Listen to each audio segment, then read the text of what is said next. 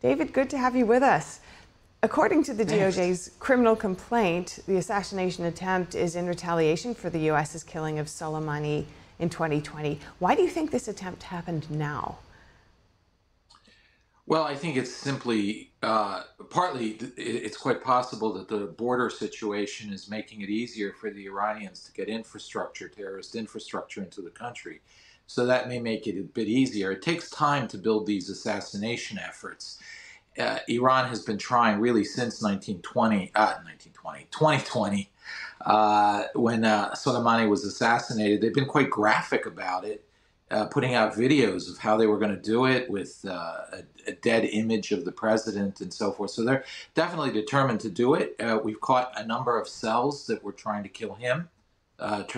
Trump, the one today, but also National Security Advisor Bolton and some of the other officials, Brian Hook, who were involved in Iran policy at the time. So Iran has been trying all along. I think it just takes time for them to bring their plans to fruition. It took them 25 years or 30 years to go after Salman Rushdie, but they eventually attacked him. And I think we could expect the same here. The Iranians are out to try to kill the president, the former president of the United States.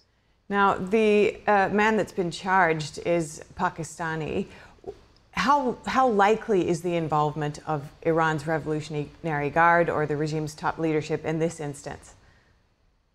Well, it's not certain. We don't know until we get all the information from the suspect.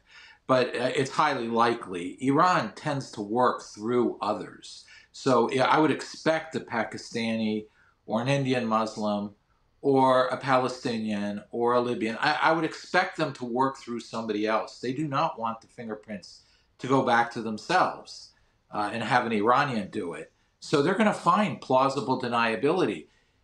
They will also potentially try to use disaffected Americans, Antifa activists and stuff like that, who may not even know they're being employed by the Iranian IRGC. Yeah, there were also allegations of organizing protests and things like that, along with the events that have unraveled recently on this front. You're pointing to this in some way, but you know, all of this could potentially lead to major retaliation, especially if a leader within the U.S. is attacked. And court documents don't name the alleged targets of the plot, but it is widely speculated that former President Trump could have been one of the targets. Why would it be in Iran's interest to assassinate a U.S. politician, given major retaliation could be certain? And it looks like we've lost the feed there at the moment. With the difference. Yeah. Oh, we do hear you. Why would it be so in continue. Iran's interest to do this? You're asking why it'd be in Iran's interest to do this. Well, I understand, yeah. Well, Iran, first of all, they want to make the point that if you hurt Iran, they will come back after you with revenge. This is a government that relies on terror as an instrument internally to keep its population submissive and too fearful to try to overthrow it. So they have to, anybody that hurts them from abroad, they have to make an example of, they have to make a point that they are so tough, even against the United States, so that their own people don't get ideas that they could rise up. So this is the mentality of a thug, and that's why they would have to respond to any assassination attempt. It applies also to what happened with the Israelis and the Palestinian leader they eliminated a week ago. And are you suggesting that they are simply hoping that through doing it through another oblique actor, that they would not receive major retaliation? Well, they might expect major retaliation, but they believe that they can outmaneuver the United States. They have longer lasting power than the United States. They're rather confident that they can manipulate the United States into essentially whatever we do would entangle us, and they could defeat us through the entanglement. So they're not that afraid of the United States right now. They might be more afraid in the future if there's a president that they fear might really go after them and their regime. The survival of the regime is what matters to them.